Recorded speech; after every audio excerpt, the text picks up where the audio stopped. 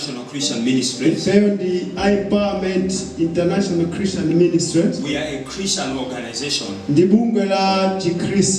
And our vision is to raise, develop, and train godly and competent leaders. Kupanga komanso kuphunzitsa atsogoleri opa mulungu komanso amene akhoza ndi kuthekera. So we are a leadership focused organization. Ndipo masomphenya athu akulu ndi autsogoleri. Our two speakers are also here. One of the speakers is our founder, so that's Reverend Robson and Mulumbe, his wife. Our other speaker is Reverend Kendall. He's a pastor in the USA. He used to run his own company and his own business.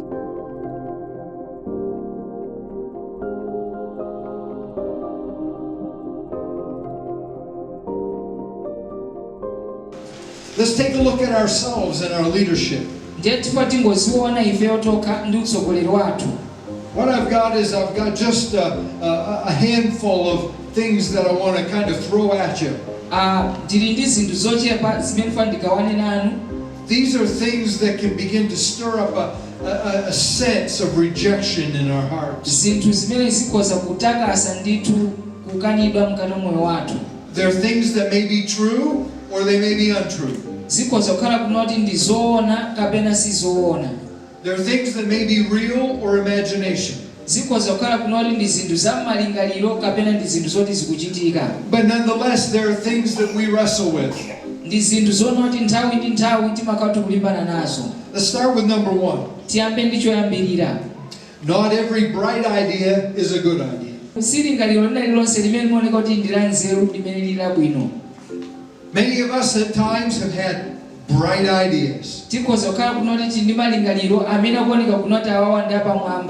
It's like a firework that went off in our brain.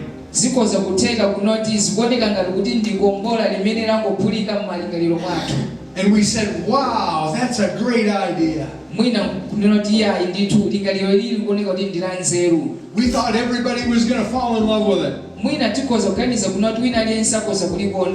We said, man, this is the most profound thing I've ever thought of.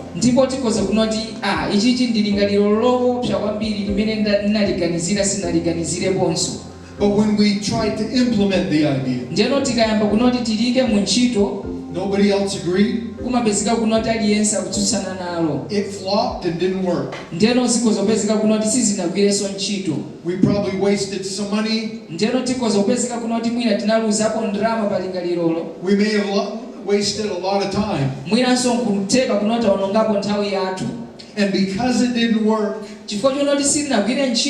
and because we thought it was such a bright idea,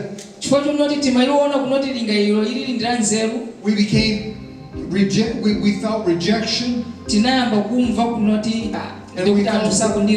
and we felt discouraged, and maybe we felt like just quitting right then and there.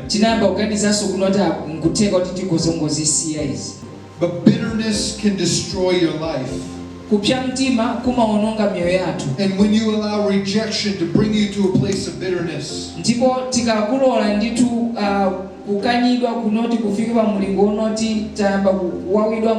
will harden your heart against God. It will harden your heart against the church. And it will harden your heart against other people. Number two, not every idea is for today.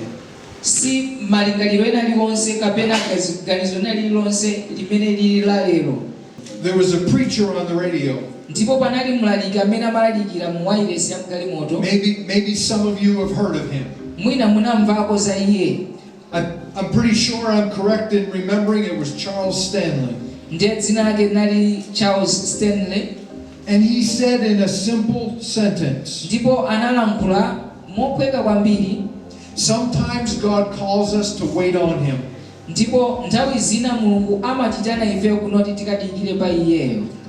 Slapped me right upside the head. That was about the third time in my life. nde akaka kanali kachitatu moyo mwanga that God had spoken to me that loudly. chachitatu Not everyone is against you. si aliyense amene amalimbana nanu. Sometimes it doesn't feel that way. nthawi zambiri sizimamveka choncho. Sometimes it seems as though everyone is against you. koma nthawi zina zimamveka ngati kunati wina aliyense ndi utakutsutsana nafe. Nobody likes your ideas. palibe wina aliyense amene amakonda mwina nzeru zimene tikubweretsa. Or at least that's the way the enemy would try to present it. kapena nthawi zina ndi mmene mdaniyo amachibweretsera kunoti chikaonekere moyo mwathu. Romans chapter 8 and verse 31. Aroma chapter chake cha 8 verse 31. What then shall we say of these things? tinganene chani za zinthu izi? If God is for us, ngati mulungu ali mbali yathu, who can be against us? ndani amene angatitsutse? If everyone else is against us, ngati wina aliyense akutsutsana nafe, who are they in God's work? kodi iwowo ndi ndani mntchito yake ya mulungu? Because God is bigger than even that. chifukwa mulungu ndi woposera iwowo. Because there's nothing too big for God. chifukwa palibepo china chilichonse chimene chili chachikulu kwambiri pamaso pa mulungu. There is no army kulibeko ankhondo that can stand against God. amene akhoza kuyima pamaso pa mulungu kutsutsana naye. Even those who might call themselves God's army. ingakhale kunoti iwo amene amazitcha kunoti ndi ankhondo a mulungu. But if God is in it, mulungu ali mzonsezo, how can we fight against it? ngati ali mzonsezo kodi tingalimbane naye bwanji? So don't become discouraged. musakhumudwitsidwe If the enemy is trying to tell you ngati mdaniyo afuna kuti akuwuzeni that nobody stands with you. kunoti palibepo amene akuyima nanu limodzi. Because if you pray deep enough, chifukwa mukapemphera molimbika, and if you talk to enough people, mukalankhulanso ndi anthu ochuluka, you're going to discover you've got a lot more supporters than you think. inuyo mupezeka kunoti muli nawo okutsatira.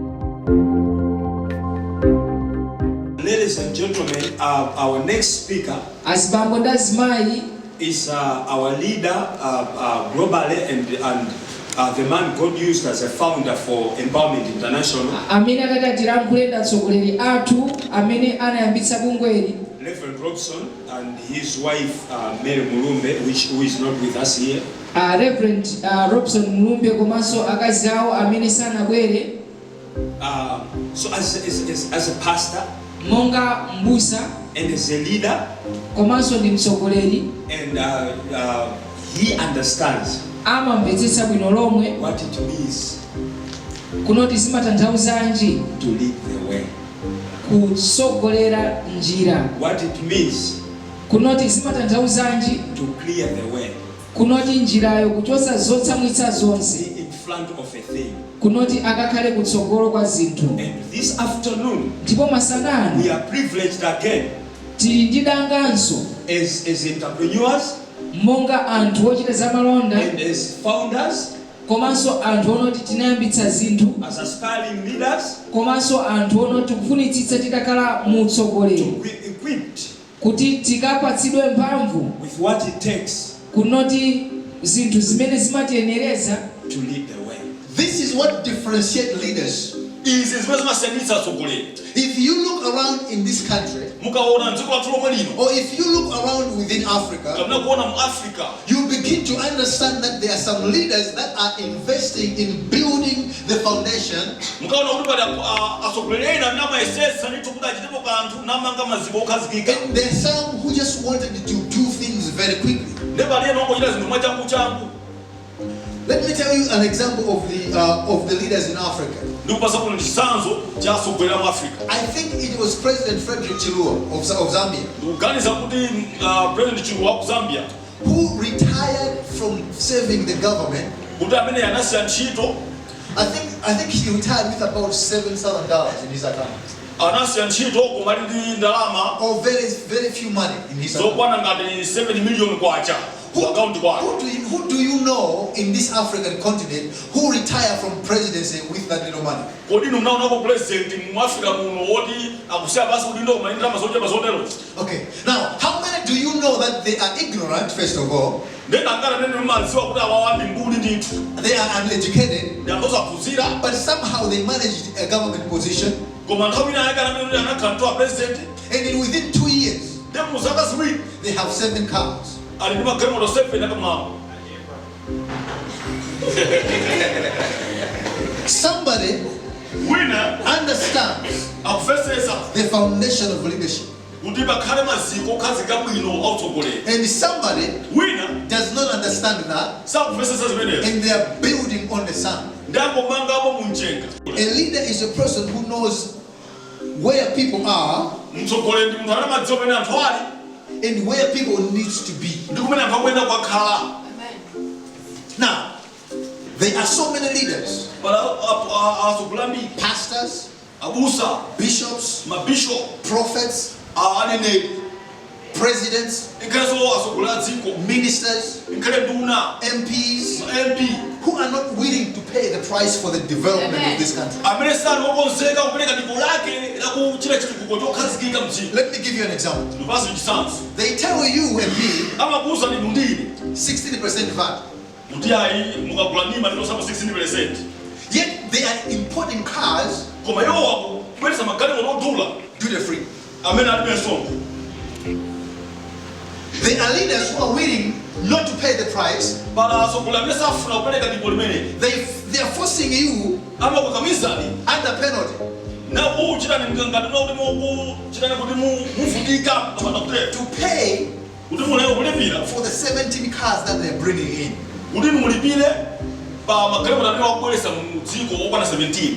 You cannot lead without paying a price.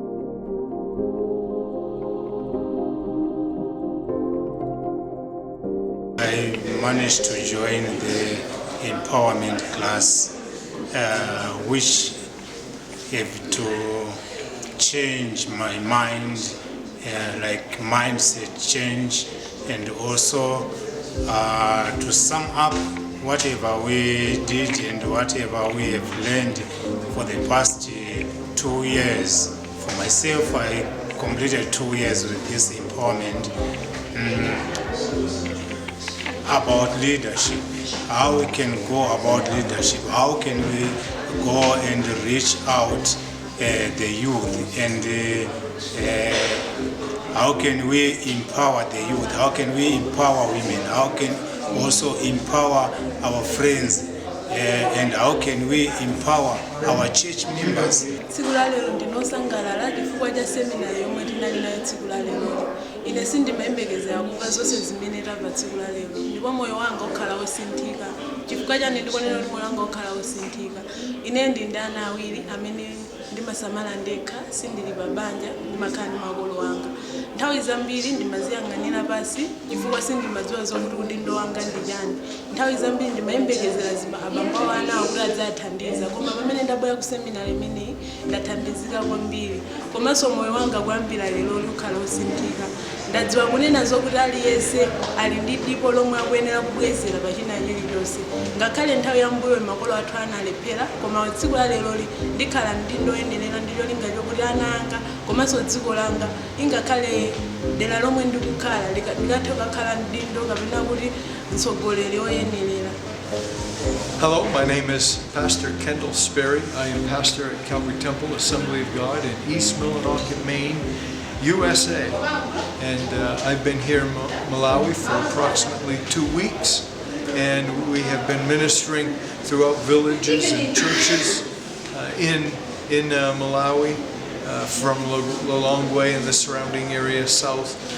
We've been here today with this leadership training from Empowerment Ministries, from Empowerment Christian Ministries International, and this has been an invaluable training for so many of these pastors and leaders in their churches as they come to discover what it means to be godly leaders in their churches, in their communities, as well as in their homes.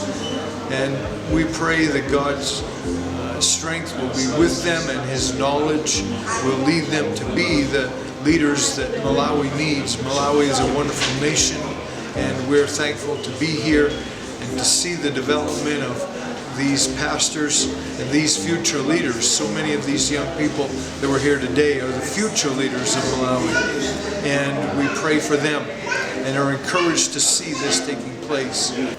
Welcome. My name is Leonard Sunguma, the coordinator for the Empowerment International Christian Ministries, directing all the activities that's happening in Africa.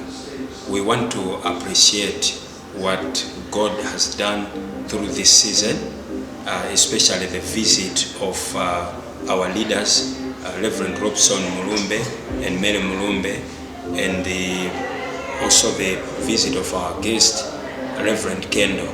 We want to appreciate what God has done, especially for the places where we visited, the schools where we visited, the football teams, the communities, and wherever we've done ministry. And coming today, where we also have done leadership conferences, one in the afternoon and one in the morning, and how people's lives have been impacted and have been taught.